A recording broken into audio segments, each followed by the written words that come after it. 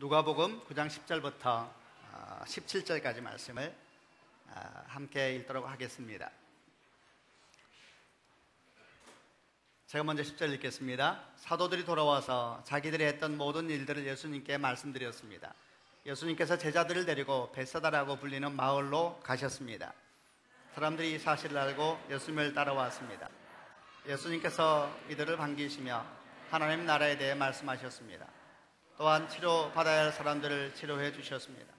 날이 저물기 시작할 때에 12 제자들이 예수님께 와서 말했습니다. 우리가 있는 곳은 빈들이니까 사람들을 보내주십시오. 그래서 근처 마을과 농가로 가서 잠잘 곳을 찾고 먹을 것을 얻게 하십시오. 예수님께서 제자들에게 말씀하셨습니다. 너희가 사람들에게 먹을 것을 주어라. 제자들이 대답했습니다. 우리에겐 단지 5개의 빵과 생선 2마리밖에 없습니다. 가서 이 모든 사람들을 위해 음식을 사지 않으면 안 되겠습니다. 사람들은 남자들이 수만 약 5,000명 정도 되었습니다. 예수님께서 제자들에게 사람들을 50명씩 무리지어 앉게 하여라 하고 말씀하셨습니다. 제자들이 예수님의 말씀대로 사람들을 앉게 하였습니다. 예수님께서 빵 5개와 생선 2마리를 들고 하늘을 우러러보며 감사 기도를 하셨습니다. 그런 후에 제자들에게 떼어주며 사람들 앞에 내놓도록 하셨습니다. 사람들이 모두 먹고 배가 불렀습니다. 또한 남겨진 조각들을 모으니 12바구니에 가득 찼습니다. 여러분, 주보 사이에 있는 광고 잠깐 좀 설명을 드리겠습니다. 여름 사역에 대한 광고가 저희가 한 3주째 계속하고 있습니다. 힐링필드라고 캄보디아 사역을 가게 되는데 저희가 한 5군데를 컨택하다가 이번 주에 이제 잘 정돈이 되어서 현지하고 협력하면서 사역에 대한 방향까지 모아져서 뒷면을 보게 되면 3개로 다시 좀 정리를 다시 했습니다. 여러분 마음 가운데 관심이 있다 하는 분들 녹화해 보시기를 바라고요. 또 기도하시길 바랍니다. 특별히 한 번도 선교 여행을 다녀와 본 적이 없는 분들, 선교 헌금을 저희가 하고 있는데 과연 그 땅에서 어떤 일이 생기고 있는가 가보는 것은 선한 일이니까 돈이 좀 들고 시간을 들여야 되지만은 그 많은 가치가 있는 것이니까 많이 신청해 주시기를 바라고요. 신청이 들어오고 또 많이 기도해 주실 때에 귀한 역사도 일어나게 될 줄로 믿습니다. 또 하나는 주보에 있는 광고입니다. 제가 여름 6월 6일 날 다음 주인가요? 다음 주 수요일 날 셀 축제를 합니다. 계속 제가 말씀을 드리고 있는데 우선은 대상은 셀에 속한 분들인데 셀에 속하지 않은 분들도 환영합니다. 그래서 셀에 속하지 않았지만 한번 공동체 경험도 하고 또 사람들도 만나고 싶고 좀 더 많은 사람들을 알면 좋겠다라는 마음이 있는 분들 환영하고요. 예배 뒤에 데스크에서 신청을 해주시면은 제가 그런 분들 셀에 잘 들어가서 함께 좋은 시간을 보낼 수 있도록 잘 도와드리겠습니다. 셀별로는 저희가 따로 또 인원을 체크하고 하게 될 거니까 여러분 기억하셔서 참여해 주시길 바라고요. 셀에 속한 분들은 다 오시는 겁니다. 그리고 복장이 나왔는데 요소 목사님과 제가 이제 저희가 이름을 타운이라고 했는데 셀이 있고 셀이 몇 개 모이면 목장이 되고요. 목장이 몇 개 모이면 타운이라고 이름을 지었는데 영어로 지은 이유는 한국말로 좀 하기가 애매해요. 그래서 요소 목사님 타운, 신도희 목사 타운 이렇게 나누어져서 이번에는 청백전 하듯이 하는 것이죠. 예, 누가 이기겠습니까? 예. 그래서 저희가 복장을 2개를 준비했습니다. 하나는 곤색 계통이고 하나는 오렌지색 계통인데 복장을 오늘부터 판매를 합니다. 가격은 5,000원이고요. 어떻게 5,000원 정해지냐 그러니까 원가라 그러니까 나가시면서 데스크 말고 조금 더 밖으로 나가면은 바깥에 좀 광장이 자그마한 게 있지 않습니까? 거기서 저희가 판매를 하니까 우리 셀장님들도 사가지고 세론들하고 나눠주시기도 하시고 또 함께 미리 갈 분들 다 구입을 해서 준비해 주시면 좋겠습니다. 새로운 교육자가 한분 오셔서 여러분 소개를 해드리려고 합니다. 우리 이영호 전도사님인데 여러분 나오실 때 박수로 환영해 주시기를 바랍니다. 여러분의 그동안 설명을 드린 것처럼 저희 교회 학교가 4층을 쓰고 있고 지금 현재 7층을 쓰고 있는데 2층 공사가 6월 중순경은 마무리가 됩니다. 그러면 7층에 있는 우리 취약전 아동들이 2층으로 내려오게 되는데 2층으로 내려오게 되면 저희가 조금 더 준비하고 조금 더 리허설을 하고 난 다음에 7월 초부터 10시 예배만이 아니라 12시 예배도 교회 학교를 같이 오픈을 하려고 합니다. 그래서 그 12시 예배를 같이 오픈할 때 필요한 교육자가 있어서 우리 이영호 전도사님이 키즈 쪽에 취약전 아동 쪽을 함께 돕는 사역을 하게 될 것인데 잠깐 인사 말씀을 듣겠습니다. 안녕하세요. 이번에 드림 키즈 섬기게 된 이영호 전도사입니다. 항상 겸손하고 그리고 하나님께서 기뻐하시는 말씀 전하고 그 말씀과 일치되는 삶을 사는 전도사가 되도록 노력하겠습니다. 중보 부탁드리겠습니다. 제가 잠깐 기도하겠습니다. 아버지 하나님, 귀한 사람들을 만나게 해주셔서 감사합니다. 다 주의 은혜라고 생각을 합니다. 기름 부어주셔서 하나님 전도사님을 통하여 교회 학교가 부흥하게 해주시고 아이들이 행복하게 해주시고 그 아이들이 어릴 때 주를 만나는 귀한 역사가 있게 주옵소서. 하나님 아버지, 공부 중입니다. 학업에도 축복하여 주시고 삶에도 기름 부어주시고 그 인생도 저희를 만남으로 함께 사역함으로 복되게 하여 주옵소서. 예수님 이름으로 기도합니다. 아멘. 한 번 더 여러분 박수로 축복해 주시기 바랍니다.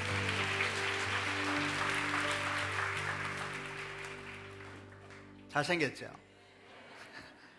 유유상종이라고 이렇게 딱 그러는 것 같아요. 이렇게 모이는 그룹이 있는 것 같아요. 네. 오늘 저희 교회 처음 오신 분을 주님의 이름으로 환영합니다. 저희가 예배 후에 1층 커피숍 안에 보면 유리방이 있습니다. 거기에 오면 요소 목사님과 제가 기다려서 차 한잔 대접해드리면서 함께 인사하는 시간을 가지려고 하고요. 오늘 처음이 아니더라도 아직 저희하고 이렇게 만나서 좀 시간을 가져온 일이 없는 분들을 환영합니다. 함께 와서 교제하시고 나누는 시간이 되길 바랍니다. 가슴에 손을 얹고 우리 신앙을 먼저 고백하고 말씀을 나누겠습니다. 하나님은 나를 사랑하십니다. 나는 그 사랑 안에 있습니다. 하나님은 오늘 나에게 말씀하실 겁니다. 그 말씀에 능력이 있습니다. 그 말씀에 생명이 있습니다. 내 마음을 하나님께 엽니다. 내 생각을 예수님께 집중합니다. 들은 만큼 변합니다. 들은 만큼 행복해집니다. 오늘 본문은 오병이어라고 말해지는 굉장히 유명한 본문입니다. 왜 유명하냐 하면 내용도 내용 때문이지만은 이 하나님의 기적의 역사가 4개의 복음서에 마태, 마가, 누가, 요한복음에 다 나옵니다. 이런 복음서가 4개가 있는데 사실은 복음서마다 대상이 조금씩 달랐기 때문에 모든 기적이 다 적히는 것은 아닙니다. 하나님께서 그런 역사를 보여주실 때에 복음서 기자들은 성령의 감동을 따라서 어떤 사람은 좀 더 자세하게 그 기적을 설명하기도 하고 또 어떤 사람은 그 기적을 떼놓기도 하면서 그 대상에 따라 하나님의 말씀을 전하기 위해서 노력을 했었고 그 모든 과정도 성령께서 하신 일입니다.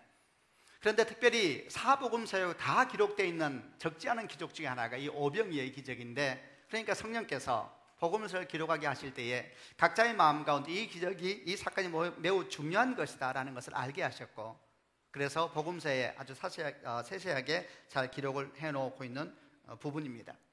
아마도 제가 이 말씀을 들으면서 우리 마음 가운데 주께서 역사하실 것입니다. 왜냐하면 동일한 성령께서 우리에게도 오늘 말씀하실 것이니까 오늘 말씀을 들을 때에 하나님의 말씀이 임하고 또 그 말씀을 따라 우리가 어떻게 반응할 것인가 드러나는 그런 귀한 축복이 있기를 주님의 이름으로 축원합니다. 사건을 조금 설명해 보겠습니다. 이 사건은 시기적으로 언제 일어났냐 하면 예수님의 제자들이 예수님에게 파송을 받았습니다. 주님께서 제자들과 함께 사역을 하다가 누가복음 9장에 이르러서 그들을 파송을 합니다. 그런데 그들이 파송되어져서 각자가 마을로 들어가서 복음을 전하고 하나님의 말씀을 전하는데 기적이 막 일어나기 시작합니다. 주님께서 말씀하신 것처럼 귀신이 떠나가고 병자가 일어나기 시작하고 그리고 말씀이 흥황돼서 막 전파되기 시작하니까 얼마나 제자들이 신이 났겠습니까? 제자들이 예수님께 돌아와서 그 모든 사역을 보고했습니다. 주님께서도 기뻐하셨을 겁니다. 근데 주님께서 그때 그 모습을 보시면서 제자들이 수고하고 애썼다는 걸 아셔서 조금 쉼이 필요하다 생각하셨나 봅니다. 그래서 그들을 조용한 곳으로 데려갔습니다. 그 조용한 곳이 벳세다에 있는 한적한 들이었습니다. 사람들이 많이 사는 곳이 아니라 마을에서 좀 떨어진 빈들이었습니다. 거기 간 이유는 제자들이 좀 쉴 수 있도록 그렇게 공간을 찾아간 것입니다. 그런데 어떻게 된 일인지 사람들이 이 소식을 듣게 되었습니다. 예수님께서 벳세다 저 바깥에 있는 빈들에 제자들과 함께 계시다라는 소식이 들었을 때에 많은 사람이 다시 모여들기 시작합니다. 그러니까 주님은 또 그들을 위해서 사역을 하십니다. 말씀을 전하고 치유하여 주시고 악한 영들이 떠나가도록 주께서 사역을 하시게 되었습니다. 사역이 계속 진행되는데 밤이 되었습니다. 배가 고프고 집에 돌아갈 시간이 되었는데 사람들이 돌아가지가 않는 겁니다. 그러자 제자 중에 한 명이 주님에게 말씀을 합니다. 주님, 저녁이 됐습니다. 그리고 이것은 빈들입니다. 사람들을 보내십시오. 그래서 근처 마을로 가서 잠잘 곳을 찾게 하고 먹을 것을 얻게 하셔야 합니다. 이렇게 제자 중에 한 명이 주님에게 말씀을 드리니까 주님께서 말씀하시기를 너희가 사람들에게 먹을 것을 주라 이렇게 말을 하세요. 그러나 그들은 가진 것이 없었습니다. 그리고 그것은 빈들이었습니다. 그래서 제자 중에 한 명이 그 앉아있는 사람들 가운데 특별히 한 어린아이가 가지고 있는 물고기 2마리와 여기는 빵이라고 표현되어 있는 정확히 말하면 보리떡입니다. 보리떡 5개를 가져와서 주님께 보여주면서 주님, 저희들은 가진 게 너무 없습니다. 저희가 가진 것은 생선 2마리와 보리떡 5개밖에 없습니다 라고 말씀을 드렸습니다. 그런데 주님께서는 그걸 받으시고 하늘을 들어 주님께 감사를 하시고 제자들에게 떼어주기 시작합니다. 그리고 그 제자들로 하여금 다시 무리 지어 앉아있는 사람들에게 나누게 하셨습니다. 모두가 배불리 먹었습니다. 그러고 난 다음에 그들이 먹고 남은 것을 거두어서 모아보니까 12광주리 12바구니에 가득 찼다라는 것이 오병이어의 기적으로 설명되어지고 있는 본문입니다. 이 당시에 모여있는 사람들은 남자만 5,000명이다 성경에 기록되어 있는데 여자를 포함하고 어린아이를 포함하면 최소한 10,000명 이상의 사람이 모였으니까 굉장히 많이 모여있는 것이죠. 왜 주님께서 이 메시지를, 이 사건을 성령으로 말미암아 모든 제자들 가운데 깊이 인식되게 하셨고 또 오늘날 우리에게도 말씀하기 원하시는 것일까? 오늘 제가 이 사건을 조금 묵상해 보면서 그 말씀 가운데 들어가 보려고 합니다. 먼저 10절과 11절 말씀입니다. 10절과 11절을 같이 읽겠습니다. 시작.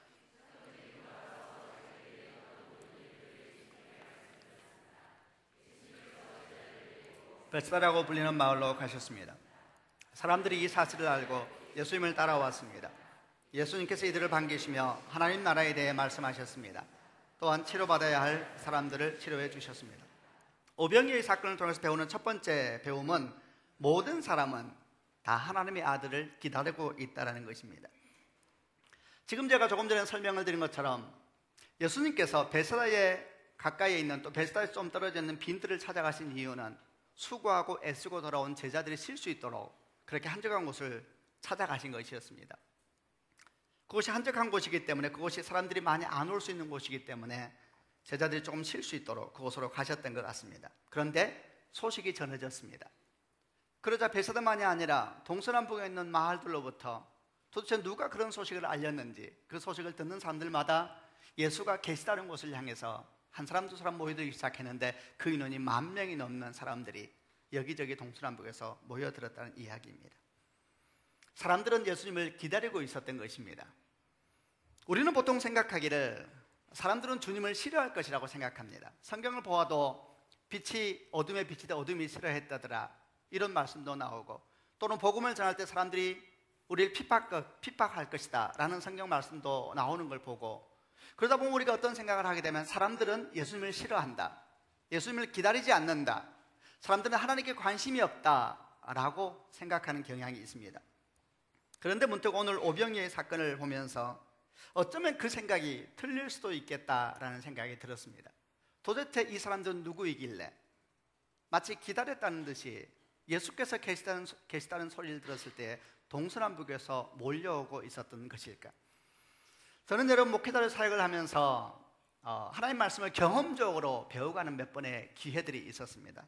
그 중에 하나가 제가 청소년 사역을 하면서 있었던 일인데 저는 그 일을 항상 잊지 않을 것입니다. 그때 저는 전도사 때였습니다. 열정이 지금보다 더 넘치고 정말 밤을 새면서 일하고 저를 만나는 아이들마다 인생이 변화되기를 꿈꿨습니다. 하나님께 기도하기를 주여 제가 주를 만나서 인생이 변화된 것처럼 그들도 그런 축복의 통로로 제가 되고 싶다고 열심히 일할 그 짐이었습니다.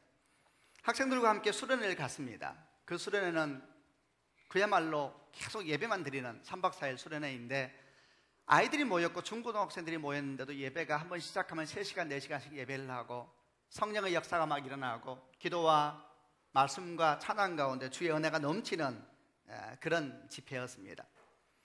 그런데 어느 집회에 가면 조금 마음에 안 드는 사람이 있지 않습니까? 한 아이가 좀 마음에 안 들었습니다. 그 아이는 수백 명이 모여서 예배하는데 제일 뒷자리에 앉아있는 아이였습니다. 설교를 저하고 한 목사님이 두 분이 돌아가면서 했었는데 그분이 할 때마다 저는 뒤에 앉아서 막 기도하는데 제일 뒤에 있는 그 아이가 눈에 가시처럼 걸리는 거예요. 너무너무 불편하더라고요. 예배를 처음엔 좀 드리는 것 같아도 금방 예배를 주목하지 않고, 그리고 또 우리가 보통 말하는 것처럼 자기만 안 드리면 괜찮겠는데 옆에 있는 애 옆구리 찔러서 같이 예배 못 드리게 하는 그런 아이였습니다. 저는 생각했습니다. 저 아이만 없으면 성령 오실 건데 그 아이가 마치 주의 역사의 길을 막고 있는 것처럼 생각되었습니다. 사실 여러분, 수련을 하다 보면 중간에 가르는 아이들도 있습니다. 그러나 그 아이는 가지도 않았습니다. 생각했습니다. 쟤는 왜 가지도 않나? 계속 예배가 반복되니까 막 역사가 더 할수록, 열정이 더 깨어날수록 그런 애가 싫더라고요. 셋째 날 저녁이 됐습니다. 저녁 그때 제가 이제 설교를 하게 돼서 설교로 올라가서 찬양을 하고 말씀을 전하고 또 하나님의 은혜가 막 임하기 시작했습니다. 제가 통성으로 기도를 하려는 순간에, 기도를 막 시키고 제가 기도를 하려는 순간에 한 아이가 저에게 뛰어왔습니다. 제가 그 아이 얼굴을 알고 있었습니다. 제가 이뻐하는 아이, 항상 예배할 때 제일 앞에 앉아서 누구보다 열심히 기도하는 그 아이가 뛰어오더니 전도사님 제 친구 좀 도와주세요. 네 친구가 누구니? 그리고 제가 그 아이를 따라서 걸어갔습니다. 그러자 많은 아이를 뒤를 헤치고 그 아이가 저를 데려간 곳은 제가 말했던 그 아이가 있는 곳이었습니다. 그 아이가 무릎 꿇고 앉아 있었습니다. 저는 사실 굉장히 당황했습니다. 지금 무슨 일이 일어나고 있는 것일까? 제가 아이에게 물었습니다. 내가 너를 위해서 뭘 도우면 좋겠니? 그 아이가 저한테 말했습니다. 전도사님, 저도 기도하고 싶어요. 근데 저 기도할 줄을 몰라요. 저 기도 가르쳐 주세요. 저는 사실 굉장한 충격을 받았습니다. 그 아이에게 기도를 해주면서 제 마음은 굉장히 많은 생각들로 스쳐 지나가고 있었습니다. 사실은 이런 일들이 생겼던 것입니다. 저한테 와서 도움을 청했던, 제가 이뻐했던 그 아이, 예배 때마다 제 앞에 앉아서 열심히 기도했던 그 아이가 뒤에 앉아있는 그 아이를 데리고 왔습니다. 그리고 앞에 항상 오길 원하는데 이 아이가 안 오니까 그럼 네가 여기서 예배 드리라 그러고 내가 널 위해서 열심히 기도하겠다 그러면서 제일 앞에 가서 그 아이는 뒤에 있는 친구를 위해서 눈물로 기도하고 있었습니다. 그 아이는 눈물로 기도할 때 저는 쟤 없으면 성령 온다 그러고 보고 있었던 것입니다. 얼마나 한심합니까?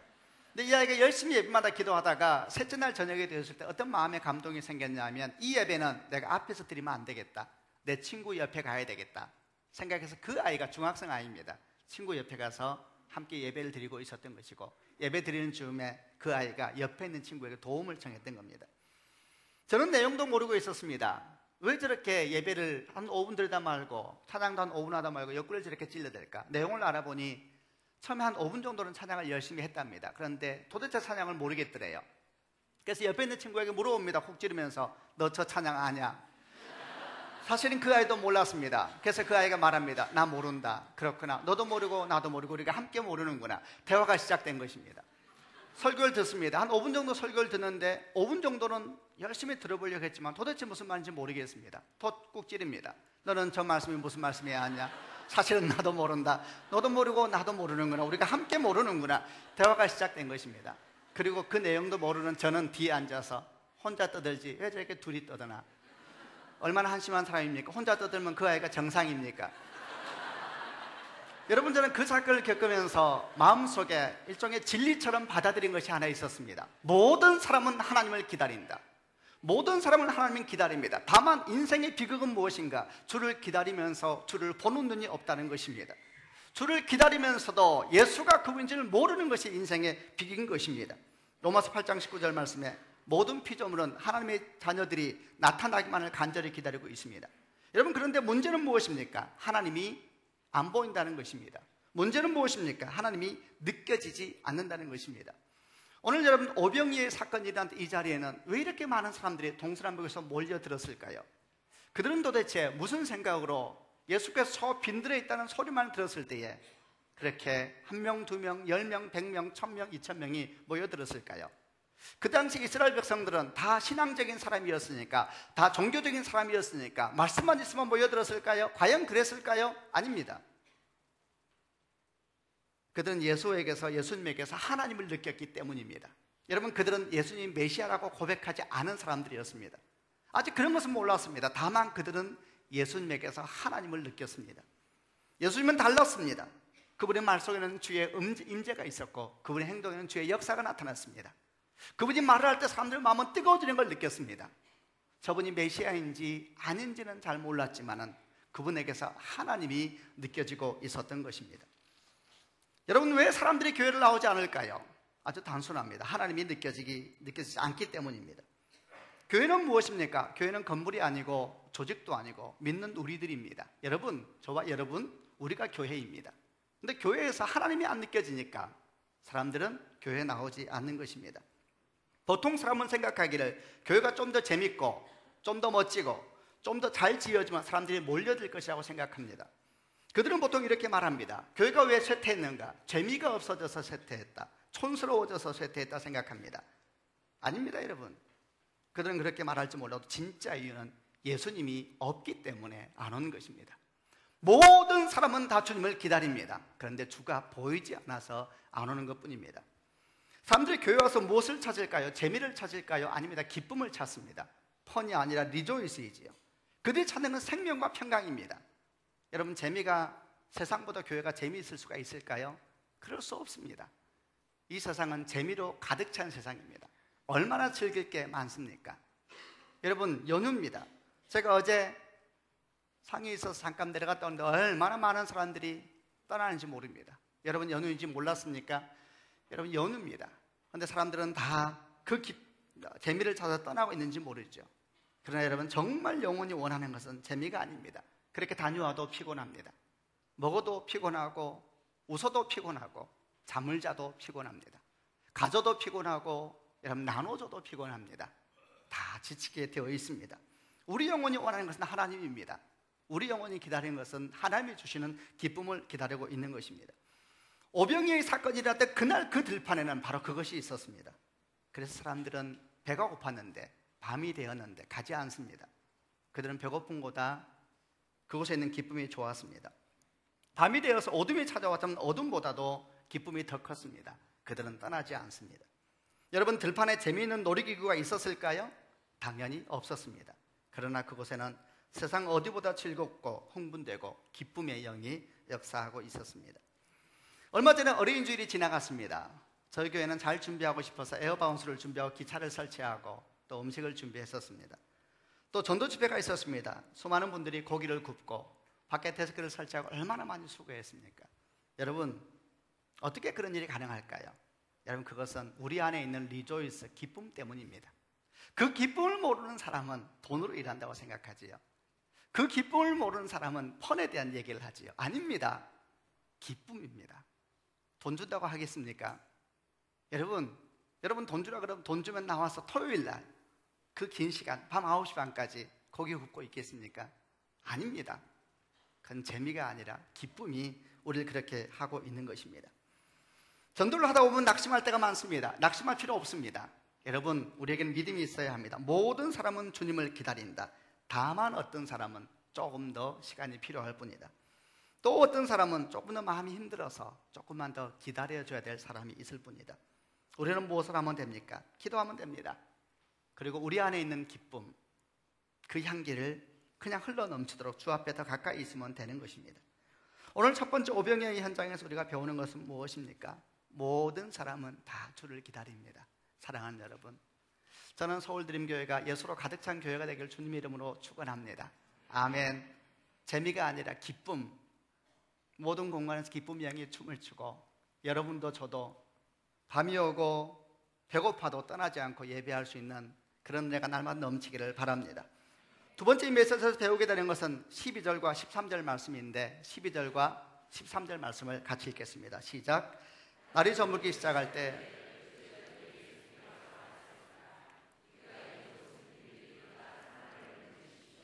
그래서 근처 마을과 농가로 가서 잠잘 곳을 찾고 먹을 것을 얻게 하십시오. 예수님께서 제자들에게 말씀하셨습니다. 너희가 사람들에게 먹을 것을 주어라. 제자들이 대답했습니다. 우리에겐 단지 5개의 빵과 생선 2마리밖에 없습니다.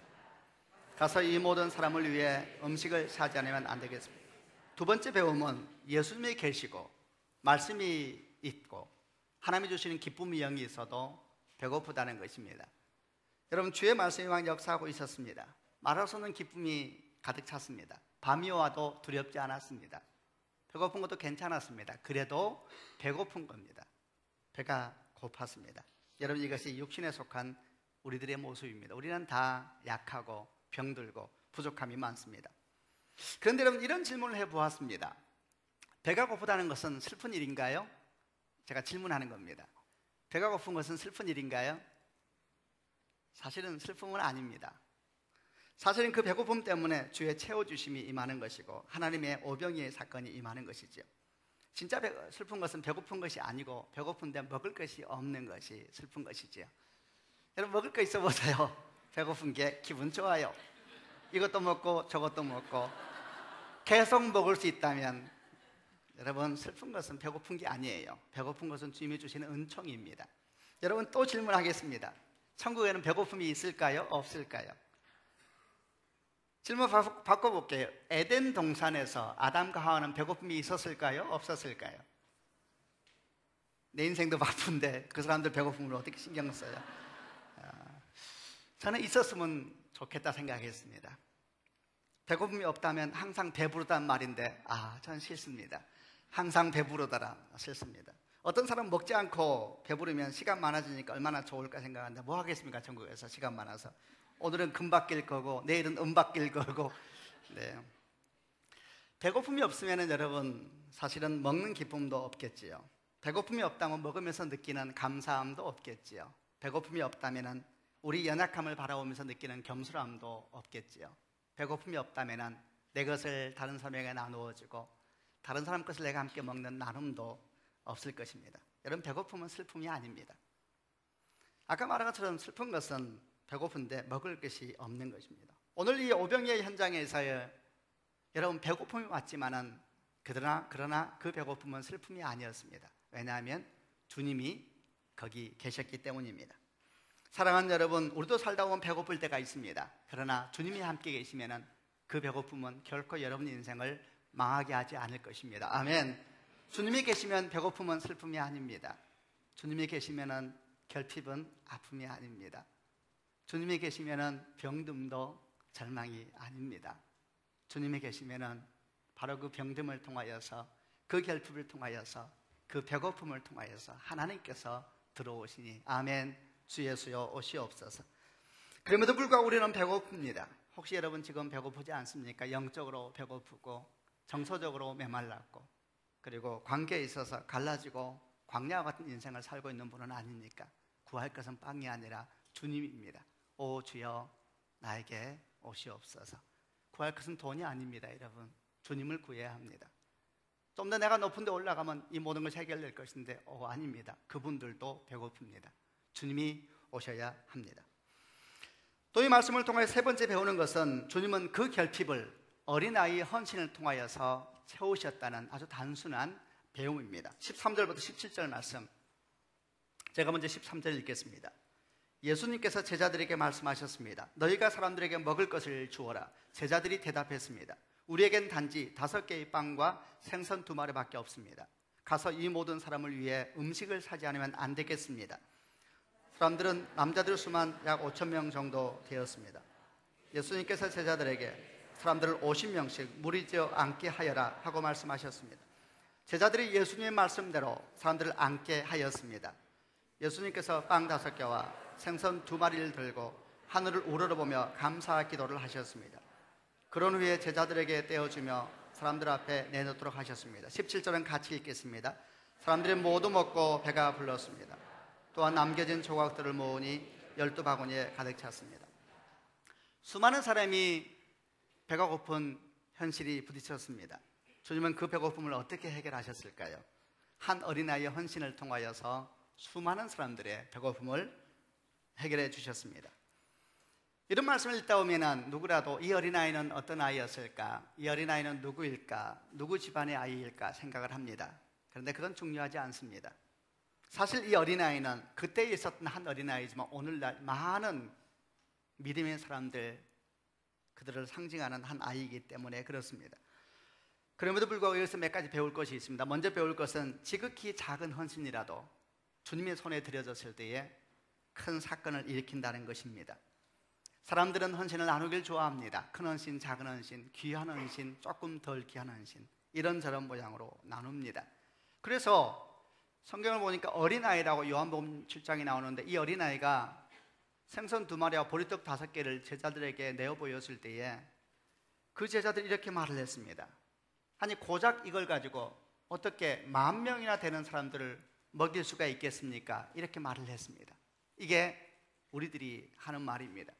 여러분, 제자가 말했지만 이 제자의 말만은 아니라 얼마나 많이 듣는 소리입니까? 우리 작은 움직임이 세상에 무슨 영향이 있겠습니까? 우리의 작은 도움이 이 거대한 세상에 무슨 힘이 되겠느냐고. 이렇게 세상은 크고 엄청나고 감당할 수 없는 일들이 생기고 있는데 우리가 하는 것이 무슨 도움이 되겠습니까? 라는 말과 똑같은 이야기입니다. 그러나 여러분, 잠깐만 생각을 한번 바꿔보시길 바랍니다.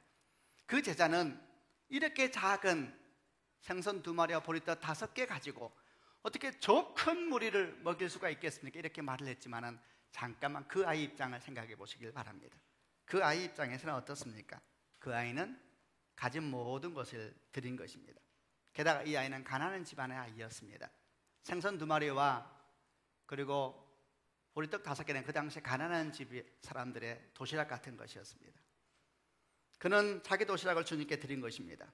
어떤 마음으로 드렸을까요? 우리는 그 마음을 잘 모르지만 한 가지는 분명합니다. 자기가 먹지 않고 주님이 드시라고 드린 것입니다. 여러분, 이 아이가 기적을 생각했을까요? 아닙니다. 그는 기적을 바라고 드린 것이 아닙니다.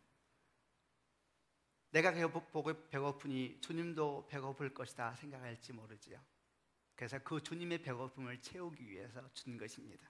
여러분, 모든 헌신은 주님을 위해서 드리는 것입니다. 주님께 십자가 못 박히셔서 내가 목마르다 말씀하셨습니다. 여러분, 우리가 나누는 물 한 방울, 우리가 나누는 작은 도움 하나는 그 목마른 주님의 목을 적셔 드리는 것입니다. 저는 이 아이의 모습 속에 참 감동을 받습니다. 주님을 위해서 굶기를 결정한 아이 보고 싶다 생각이 들었습니다. 주님께서는 그 아이의 헌신을 받으시고 소중하게 다루셨습니다. 성경을 보니까 그 아이가 준 생선 2마리와 보리떡 5개를 하늘 향해서 들었다 그랬습니다. 어떻게 들었을까요? 2 손으로 들었겠죠. 주님은 그 아이 헌신을 2 손으로 들고 하나님께 감사를 합니다. 여러분, 이 모습을 잊지 마시기를 바랍니다. 그리고 그걸 다 떼어주는데 모든 사람이 다 먹고 12광주가 남았습니다. 주님 말씀하십니다. 하나도 남기지 마라. 다 모으라 그러죠. 여러분, 먹던 생선 모으라는 걸까요? 한번 씹었던 떡 모으라는 걸까요? 바구니에 모인 건 도대체 뭘까요?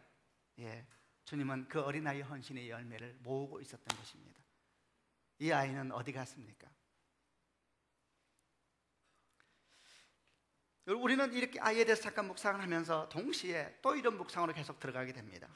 주님께서 사람들이 배고픔을 채우기 위하여서 무슨 방법을 사용하셨는가? 그것은 돌을 떡으로 만든 것이 아니었다는 것입니다.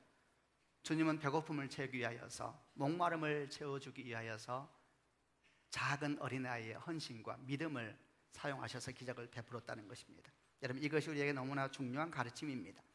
왜냐하면 우리 주변에는 너무 가난하고 배고픈 사람이 많습니다. 주님께서 사람들이 배고프다라고 제자가 와서 말했을 때 주님이 이렇게 말씀하십니다. 너희가 사람들에게 먹을 것을 주어라.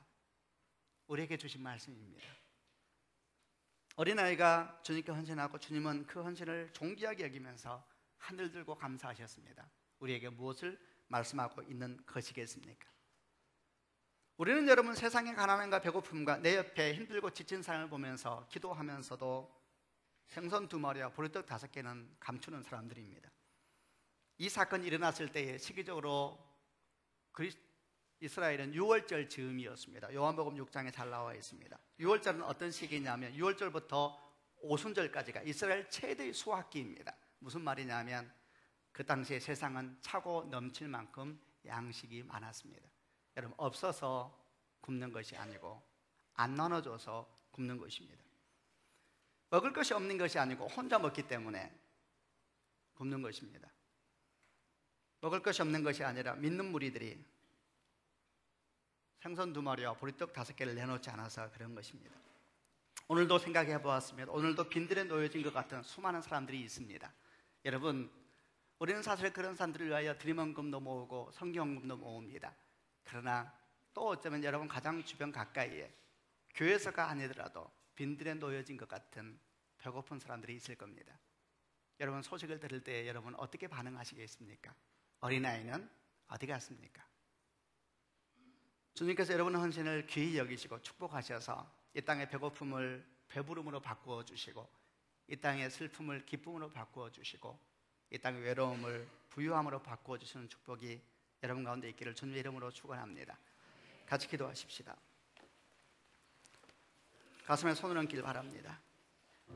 어떤 말씀이든지 기억하며 기도하시길 바랍니다. 주여, 내 안에 그 어린아이가 있습니다. 나를 사용하여 주옵소서. 아버지 하나님, 제가 많이 배고프고 목마릅니다. 오 나에게 주여 오시옵소서. 같이 한번 통성으로 하나님께 기도하겠습니다.